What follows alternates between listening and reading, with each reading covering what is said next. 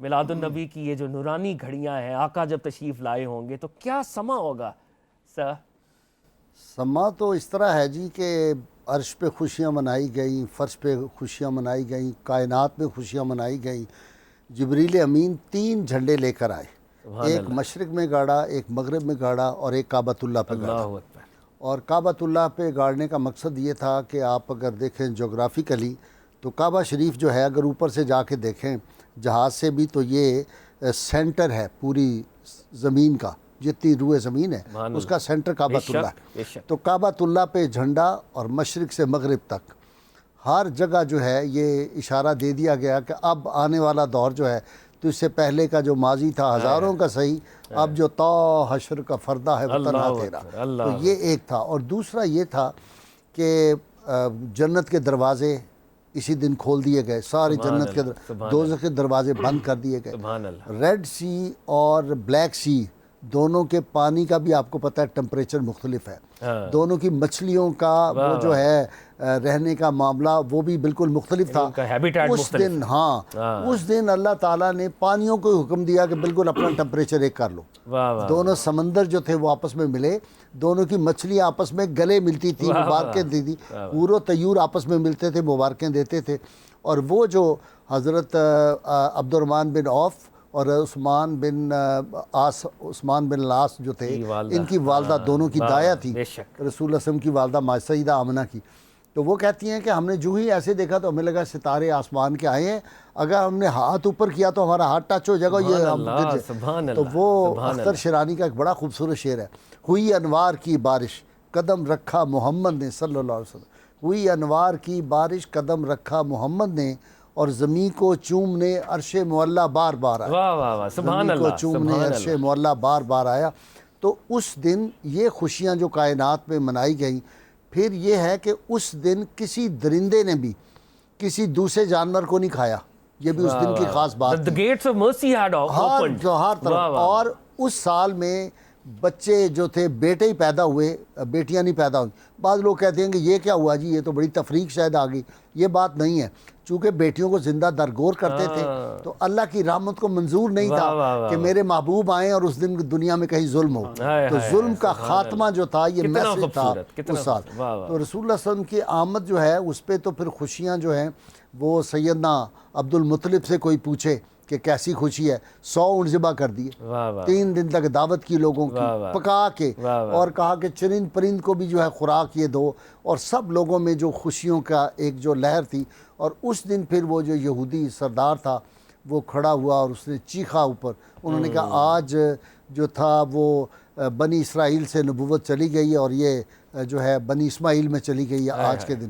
ایک اس میں بہت ایمان افروز واقعہ جو ہے وہ یمن کا ہے، مجھے نہیں میں دیکھ نہیں سکا کہ ہمارے رائے منظور ناصر صاحب نے یہ واقعہ لکھا ہے یا نہیں، چونکہ یہ تو مختصر کتاب ہے نا بہت، لیکن یہ کتاب بڑی زبردست ہے۔ ایک آدمی جس کا ریلیجس ذوق پہلے نہ ہو وہ یہ کتاب پڑھے کو سرکار صلی اللہ علیہ وسلم کا تعارف اس کو پورا ہو جاتا ہے، اور محبت سے لکھی ہوئی ہے۔ دیکھیں نا یہ کتابیں جو ہوتی ہیں کئی والیوم میں، میں نے 3,500 کتاب سیرت پہ پڑھی ہے، 3800 کے، لیکن وہ کتابیں جو ہیں وہ ہیں اسکالرز کے لیے، 10 والیوم کی ہے، 20 والیوم کی، 22 والیوم کی ہے۔ تو یہ دور ہے بڑا تیز ٹیکنالوجی کا، تو اس دور میں اس طرح کی کتاب بھی ہونی چاہیے۔ بالکل۔ یمن کا یہودی تاجر تھا تو اس کی بیٹی بہت زیادہ بیمار تھی۔ اس دن اس نے اپنی کتابوں کے حوالے سے اس نے دیکھا کہ آسمان کے ستارے جھک گئے ہیں اور جو بت تھے وہ گرے ہوئے ہیں سجدے میں۔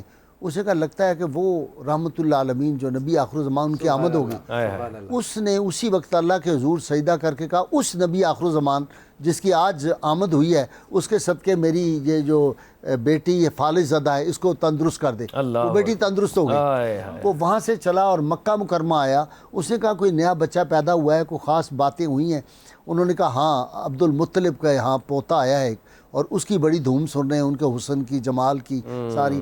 تو وہ وہاں گیا، اس نے رسول اللہ صلی اللہ علیہ وسلم کو دیکھا، ایک جھلک دیکھنے کی تاب نہیں عالم کو، وہ اگر جلوہ کریں کون تماشائی، ادھر ہی گرا اور اس کی روح پرواز کر گئی۔ اللہ قربان جائے اس کے۔ تو یہ بات تھی جو ہمارے بڑے بڑے بزرگوں نے، حضرت باجی بستامی نے، شیخ عبداللہ محدث دہلوی نے اور بزرگوں نے لکھا کہ رسول اللہ صلی اللہ علیہ وسلم کا جو حسن تھا اللہ نے مستور رکھا، ہاں 70,000 پردوں میں پردے اس میں رکھا، حجابات اگر وہ حجابات اٹھ جاتے تو کون تاب لا سکتا تھا؟ واہ واہ اور وہ کہتے ہیں کہ جو سیدنا یوسف علیہ السلام کا حسن تھا وہ حسن مصطفیٰ کا ایک جز تھا، بے شک اور اسی لیے سیدہ عائشہ صدیقہ طیبہ طاہرہ ام المومنین نے فرمایا نا کہ مصر کی عورتوں نے دیکھی یوسف کا حسن دیکھا تو انہوں نے اپنی انگلیاں کاٹ لی، اگر میرے محبوب کریم کو دیکھتی تو اپنے دل کاٹ لیتی۔ واہ واہ واہ، وہ ہے نا کہ حسن یوسف پہ کٹی مصر میں انگشت زنا، سر کٹاتے ہیں تیرے نام پہ مردان جہاں۔ واہ واہ، کیا خوبصورت تصرف بھی آپ نے ماشاءاللہ اس میں سے، واہ واہ واہ، مردان عرب سے نہیں مردان جہاں۔ اصل شعر یہ تھا مولانا بریلوی کا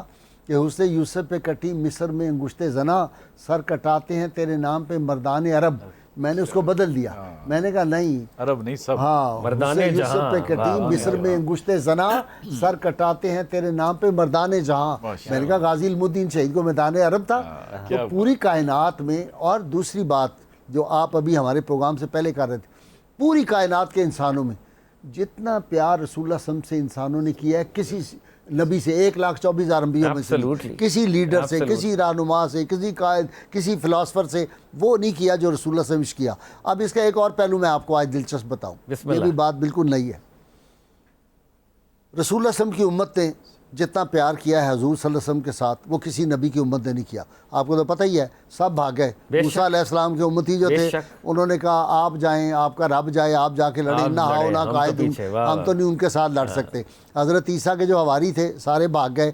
الٹیمیٹ حضرت عیسیٰ نے کھڑے ہو کے کہا جب ان کو سولی چڑھانے لگے کہ ایلی ایلی لما سبقتنی، اے میرے رب تو نے مجھے اکیلا چھوڑ دیا تھے، سارے بھاج گئے نے پکوڑے جو بھاگے۔ لیکن رسول اللہ صلی اللہ علیہ وسلم کے جو شاک تھے ان کا یا رسول اللہ ہم آپ کے دائیں لڑیں گے، ہم آپ کے بائیں لڑیں گے، آپ کے دائیں لڑیں گے، آپ کے بائیں۔ جب بدر کا مارکا ہونے والا تھا، حفیظ جلندری آپ کو سناؤں، حفیظ جلندری بڑا خوبصورت نقشہ کھینچا جی رائے صاحب۔ اس نے کہا اٹھے مقداد اور یہ عرض کی ہے ہادی عالم، نہیں ہے قوم موسیٰ کی طرح کہہ دینے والے ہم، نبی کا حکم ہو تو پھان جائیں ہم سمندر میں، اور جہاں کو زیر کر دیں نعرہ اللہ اکبر میں، اور غلامان محمد جان دینے سے نہیں ڈرتے، یہ سر کٹ جائے یا رہ جائے پرواہ نہیں۔ تو وہ یہ جو ہے نا رسول اللہ صلی اللہ علیہ وسلم، تو اس امت کا ایک اعجاز یہ ہے کہ انہوں نے بہت پیار کیا حضور صلی اللہ علیہ وسلم، عشق کیا ہے ہمیشہ۔ اور میں ایک فکرہ جو ہمیشہ کہتا ہوں، یہ امت 14 صدیوں میں عمل میں کمزور رہی ہے، عشق میں کبھی کمزور نہیں رہی۔ کیا خوبصورت۔ اب دوسرا پہلو جو ہے رائے صاحب یہ آپ نوٹ کر لیں، 1,24,000 انبیاء میں سے ٹوٹل ہمارے پاس 26-27 کی تاریخ ہے۔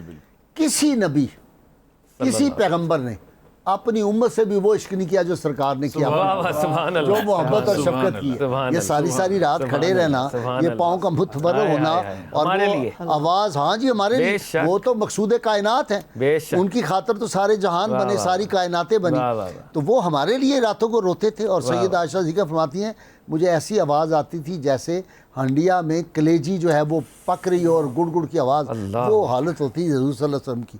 اور اس پہ بڑے واقعات ہیں، غار سجدہ جو مولانا روم نے لکھا، پھر وہ جب جبریل امین نے حضور صلی اللہ علیہ وسلم سے آ کے عرض کیا کہ یا رسول اللہ جنت کے 8 درجے ہیں، 8 اس کے طبق ہیں، پہلا میں فلاں جائے گا، دوسرے میں فلاں، تیسرے فلاں، 8ویں کی دفعہ چپ کر گئے جبریل۔